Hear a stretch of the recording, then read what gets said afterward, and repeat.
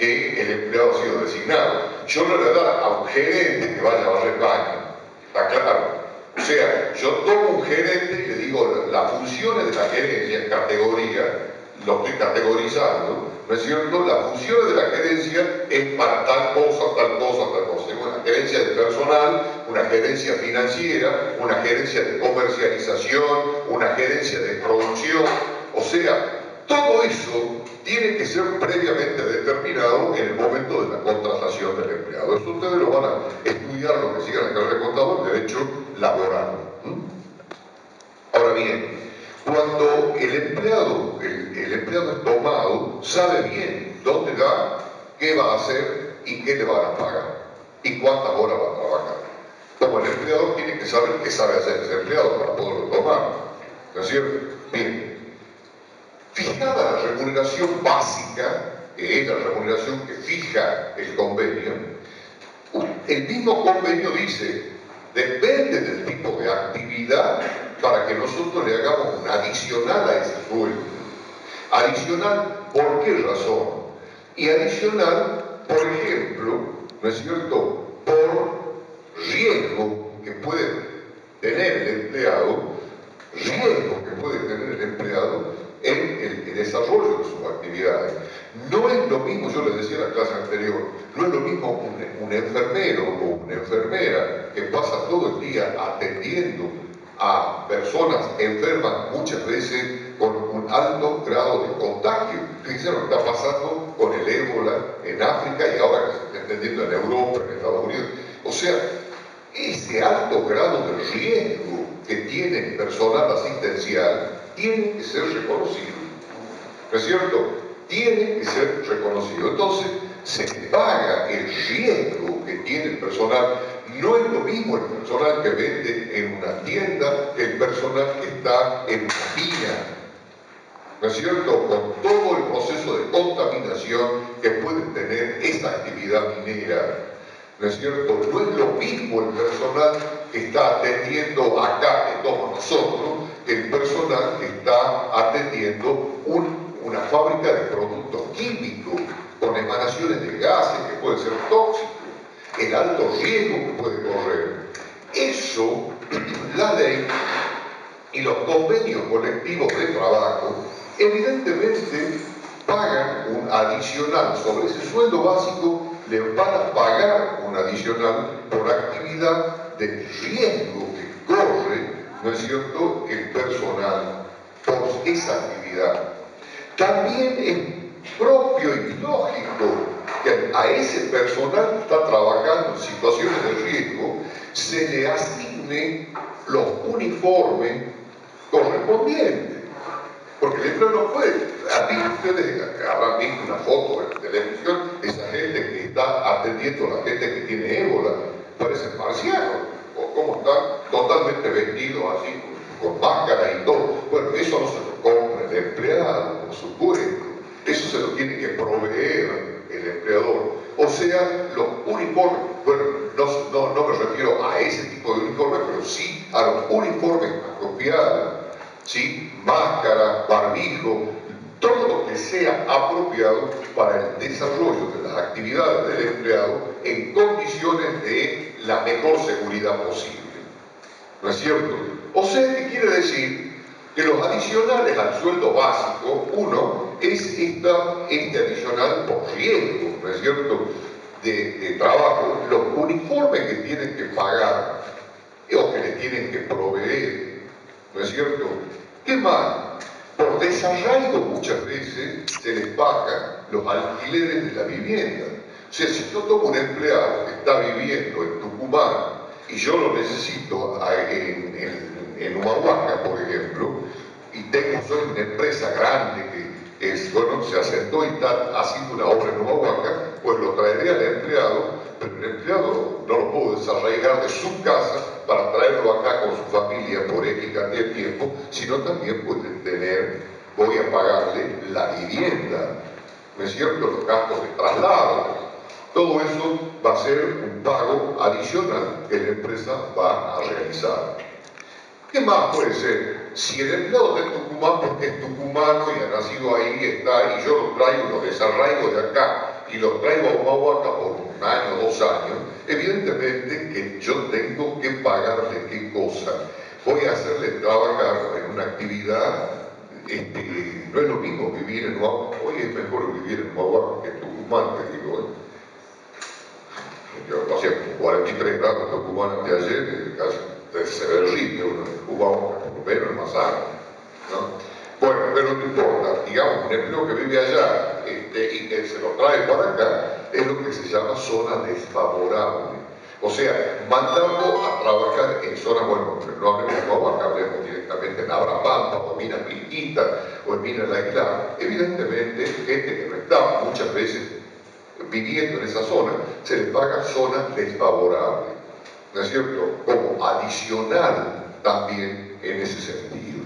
O sea, que al sueldo básico se le aumentan adicionales que de acuerdo a las circunstancias, al lugar y a las características del trabajo que realiza, evidentemente la ley y el convenio colectivo le da la facultad, tiene la obligación de la empresa de pagarle al empleado un adicional.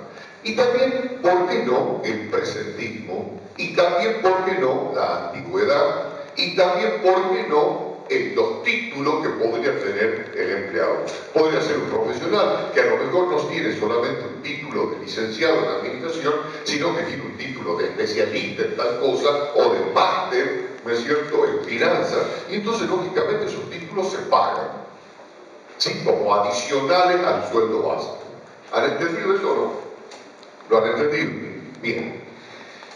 Cuando nosotros al básico le sumamos los adicionales, nosotros vamos a tener sueldo bruto. Se llama sueldo bruto. Ya no es el básico solamente, sino más todos los adicionales. ¿Sí? Sueldo bruto. Sueldo bruto. Así se llama. ¿Sobre qué se van a obtener en los porcentajes que ustedes van a aprender para calcular los aportes que realiza el empleado y las contribuciones que realiza el trabajador? ¿Sobre qué? ¿Sobre el sueldo básico o sobre el sueldo bruto? ¿Qué les parece a ustedes? Sobre el sueldo bruto, o sea, sobre todo lo que el personal va a ganar. No es sobre el sueldo básico, es sobre el sueldo bruto. Bien. Ahora, un poquito acá de los aportes que el contador explicó. Aporte, los aportes, es cuando la empresa de ese sueldo bruto le retiene, o sea, no le paga al empleado, sino que esos montos los tiene que depositar en los distintos organismos que el Estado decide, la ley decide. Son aportes que el trabajador realiza para distintos fines, ¿no es cierto? O sea, de su sueldo el empleador le retiene un determinados montos por distintos conceptos para luego depositarlos en los organismos que la ley dice, que las leyes dicen, para distintos fondos, para ir formando distintos fondos, que el empleado contribuye con parte de su sueldo a ir formando estos fondos, ¿sí? Y las contribuciones son los importes ya que directamente sobre el sueldo que le paga el empleado, el trabajador tiene que, el empleador tiene que pagar. ¿Está claro? O sea que quiere decir que en una liquidación de sueldos y jornales hay dos partes. Una parte que es la liquidación del sueldo del trabajador para saber cuánto va a cobrar como sueldo neto, que al sueldo bruto se le deducen los aportes que van a ser retenidos por el empleador y pagados a los organismos respectivos. Y por otro lado, va a haber una liquidación, ¿no es cierto?, que eso ya van a ver lo que es registro único, donde directamente las contribuciones del empleador. ¿Por qué se llama contribución? Porque el empleador contribuye también por cada uno de los empleados, ¿sí?, en cada uno de estos conceptos calculados sobre la base del sueldo bruto. ¿Está claro? O sea, ¿qué quiere decir? Que en esos organismos hay una confluencia de un aporte del trabajador y de una contribución del empleador. ¿Está claro? El empleador saca de su plata, por supuesto, la contribución. El empleador, el empleado le sacan de su sueldo bruto también sus aportes. El empleador tiene que depositar conjuntamente con su contribución. ¿Han entendido eso? ¿Lo han entendido o no? Eso es lo que deben comprender, cómo viene la mano. Las técnicas de liquidación, la contadora prácticamente le ha dado, pero acá convengamos en algo. ¿Qué es el SIPA? El sistema, ¿qué es el SIPA? El sistema integrado de... Bien. Esto se dice que es un sistema evidentemente cómodo, porque ¿qué es lo que pasa acá? Los empleados que están trabajando hoy tienen tiempo para jubilarse. ¿Cuándo se jubilan los empleados?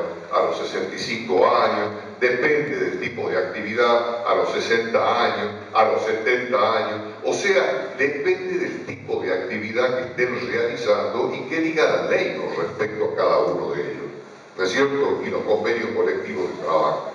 Perfecto. Los empleados que hoy están trabajando, evidentemente usted dice, pero ¿por qué le sacan de su sueldo para la jubilación? Para la jubilación de él, no.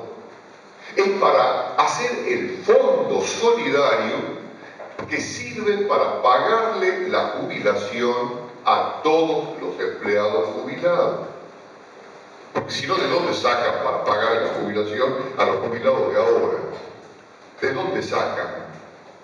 De alguna parte debe sacar el Estado. Y el Estado tiene para pagarle a los jubilados de ahora, tiene para pagarle, ¿no es cierto?, con los aportes y las contribuciones que hacemos todos los trabajadores en relación de dependencia sobre los sueldos brutos que nosotros calculamos, que ya van a ver los porcentajes, pero eso se modifica permanentemente. Entonces, lógicamente, hoy aprenderán un porcentaje cuando se reciban profesionales, a lo mejor otro porcentaje, no sabemos.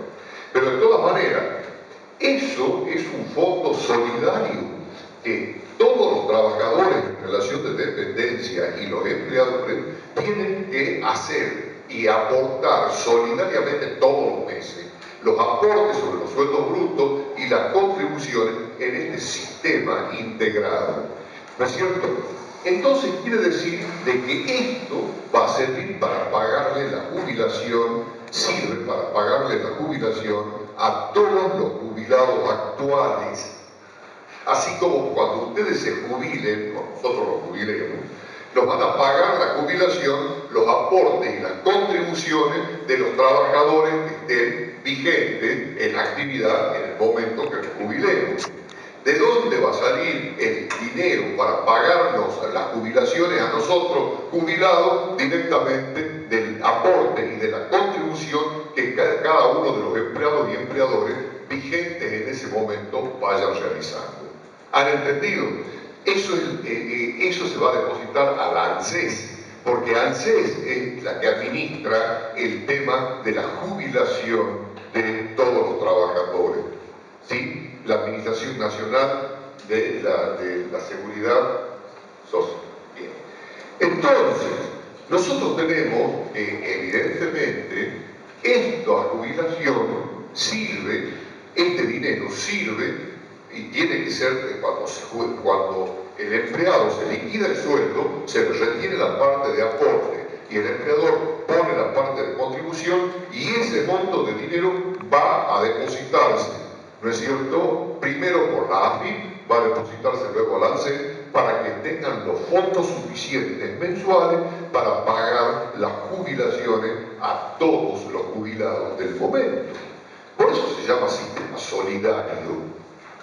Está claro, por la solidaridad que tenemos que tener nosotros hoy con quienes ya terminaron su vida de trabajo y necesitan cobrar una jubilación. Eso es. Y mañana nosotros con los que en ese momento estén trabajando. ¿Ah? Instituto Nacional de Jubilados y Pensionados, que es el PAMI, es la obra social de los jubilados. Ha sido la obra más importante y más generosa del país. La fundieron, por razones X, la fundieron. Pero de todas maneras apenas está dando cosas. No estaba dando como antes los beneficios que daba antes a sus jubilados. ¿No es cierto? Hoy de vez en cuando el jubilado va en un ómnibus que apenas anda, lo llevan a alguna parte, ¿no? Pero de todas maneras, el tema de los jubilados, ¿cuál es? El tema que tiene que ver esa cola interminable, que el médico lo va a atender dentro de 10 días, que en fin, ese es el problema. ¿No es cierto? Cuando realmente